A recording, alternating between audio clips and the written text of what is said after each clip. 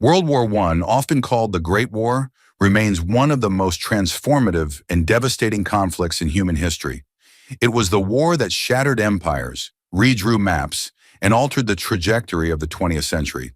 Between 1914 and 1918, more than 70 million men were mobilized, and over 20 million lives were lost. Yet beyond the staggering numbers, what keeps World War I alive in collective memory are the powerful stories it left behind, the dramatic turning points, the heart-wrenching tragedies, and the moments of unexpected humanity that emerged amid the chaos. For American audiences, these stories carry a special resonance. Though the United States entered the war later than its European allies, the conflict ultimately helped define America's role as a global power and left an indelible mark on its culture, politics, and national memory.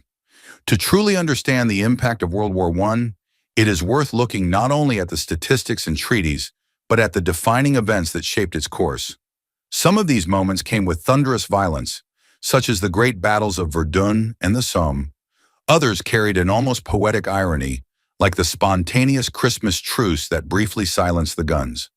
Some drew America into the conflict, the sinking of the Lusitania, or the shocking Zimmermann telegram, while others highlighted the contributions of ordinary men, such as the Harlem Hellfighters, whose bravery defied prejudice. Together, these 10 events offer a window into the Great War's drama and humanity. This essay explores the top 10 most engaging events of World War I, told not just as distant history, but as stories that continue to resonate. Each is described in detail, with attention to its human dimension and its significance for audiences in the United States. The narrative begins with the single gunshot that set the world on fire. Event 1. The assassination of Archduke Franz Ferdinand, 1914. On a warm Sunday morning, June 28, 1914, the city of Sarajevo buzzed with anticipation. Crowds lined the streets to catch a glimpse of Archduke Franz Ferdinand, heir to the Austro-Hungarian throne, and his wife Sophie. They rode together in an open-top car, smiling and waving to the onlookers.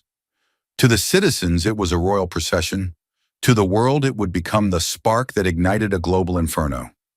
The couple's visit to Sarajevo was politically sensitive.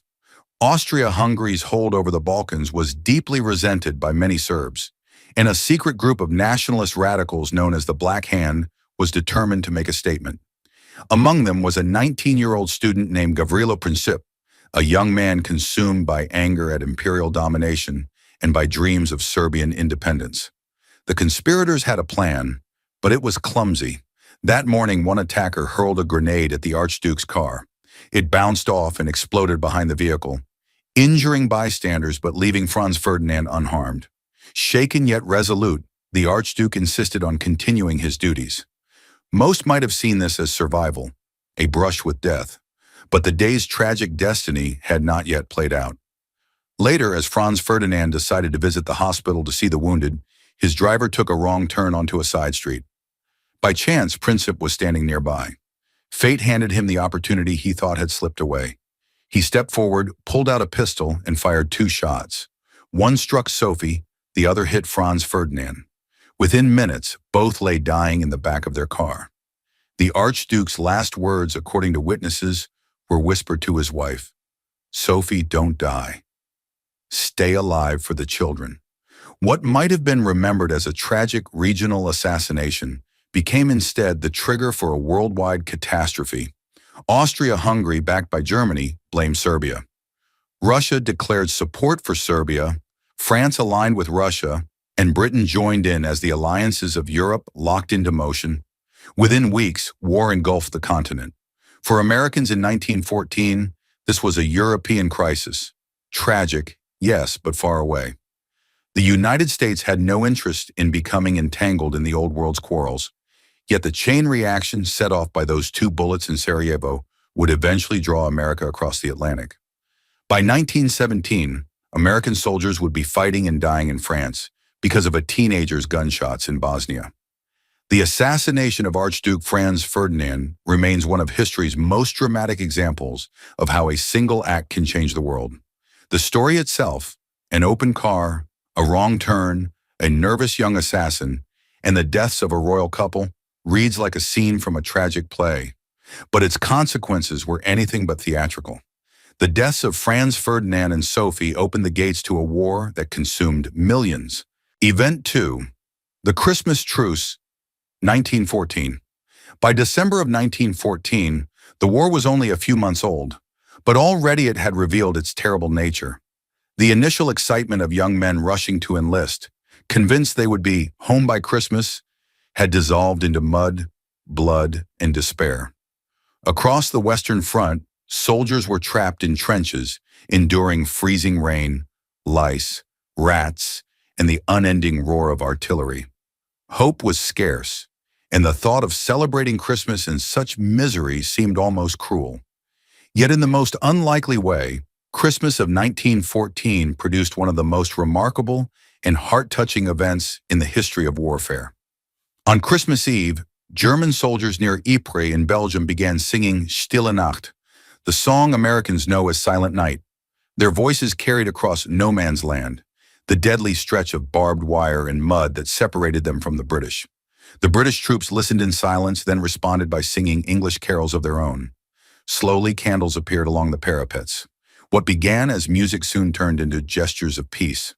The next morning, British soldiers peered cautiously over the edges of their trenches and saw German troops waving and calling out, "Merry Christmas!" At first, many thought it was a trick, but then one brave British soldier climbed out, hands raised. A German soldier did the same. The two met in the middle of no man's land, shook hands, and others quickly followed. Soon, thousands of men who just hours earlier had been trying to kill each other were walking together in the frosty fields. They exchanged small gifts, chocolate, tobacco, buttons, and photos of loved ones. They showed each other family pictures and even shared drinks. In some places, soldiers buried the dead who had been lying between the trenches for weeks, giving them a proper farewell.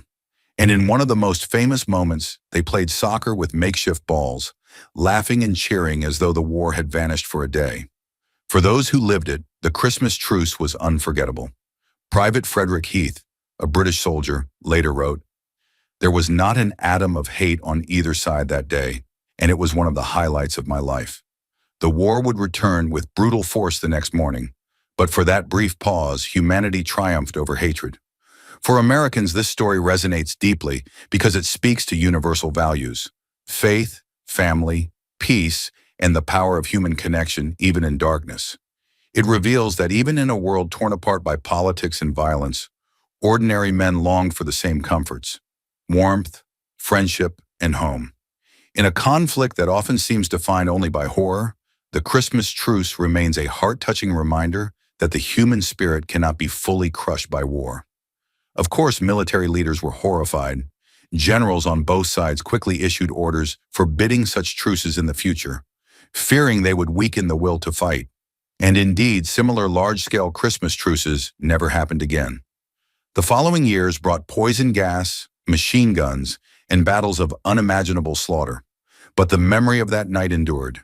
Even today, it is retold in songs, films, and books as a symbol of hope.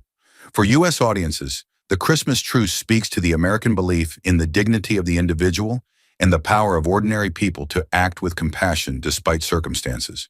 It is one of those rare war stories that is not about strategy or politics, but about the heart. It reminds us that, even in the darkest hours of history, peace is always possible, if only for a night. Event 3. The Sinking of the Lusitania, 1915. If the assassination of Archduke Franz Ferdinand lit the fuse of war in Europe, then the sinking of the Lusitania was the moment that jolted the United States awake. In the early years of the conflict, Americans watched the war from a distance. President Woodrow Wilson declared neutrality, and many citizens believed that Europe's quarrels should not be America's concern. But on May 7, 1915, when a German submarine attacked a British passenger liner carrying Americans on board, neutrality suddenly felt far more fragile. The RMS Lusitania was no ordinary ship. A marvel of modern engineering, she was one of the fastest ocean liners in the world, capable of crossing the Atlantic in under a week. On her final voyage, she left New York City bound for Liverpool with nearly 2,000 passengers and crew. Among them were more than 120 Americans, families, businessmen. even children, who saw the crossing as a routine journey despite Germany's recent warnings about the dangers of traveling to Britain. Just off the coast of Ireland, the Lusitania sailed directly into the sights of a German U-boat. At 2:10 p.m., a single torpedo struck the ship's side. The explosion was followed by a massive second detonation, and within 18 minutes, the Pride of the Cunard Line slipped beneath the waves.